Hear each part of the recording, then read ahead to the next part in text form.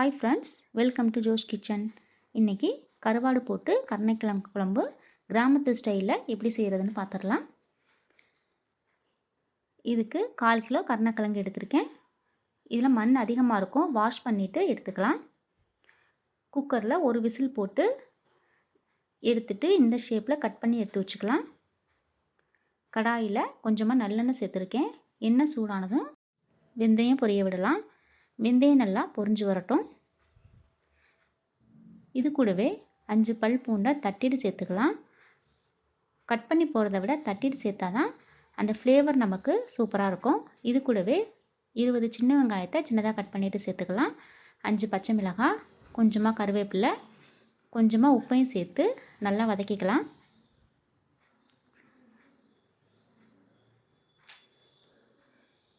வெங்காயம் வதங்கினதும் 3 பழுத்த தக்காளியை சின்னதாக கட் பண்ணிவிட்டு சேர்த்துக்கலாம். தக்காளி வெங்காயம் நல்லா வதங்கட்டும்.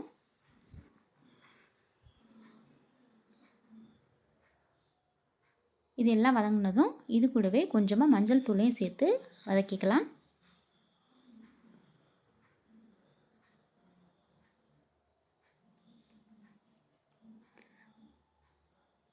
பாருங்கள், நல்லா வதங்கிருச்சு. இந்த ஸ்டேஜில் நம்ம இப்போது மசாலா பொருட்களை சேர்த்துடலாம்.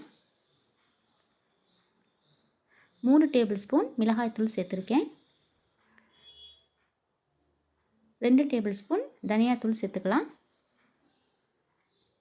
இது எல்லாம் எண்ணெயிலே நல்லா வதங்கட்டும். அப்போ தான் பச்சை ஸ்மெல்லாம் போயிட்டு நல்ல ஃப்ளேவர் கிடைக்கும்.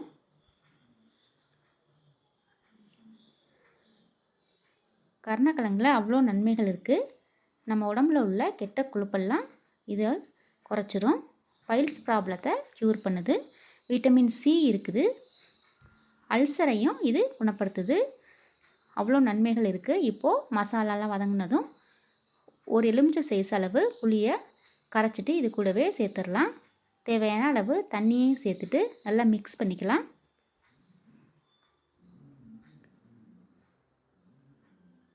மிக்ஸ் பண்ணிவிட்டு தேவையான அளவு உப்பையும் இது கூடவே சேர்த்துடலாம். இப்போது கட் பண்ணி வச்சுருக்க கருணைக்கிழங்கை சேர்த்துடலாம். இது கூடவே கழுவிட்டு கருவாடையும் இது கூடவே ஆட் பண்ணிடலாம். நல்லா மிக்ஸ் பண்ணிவிட்டு மூடி போட்டு மூடிடலாம். கொதி வரட்டும்.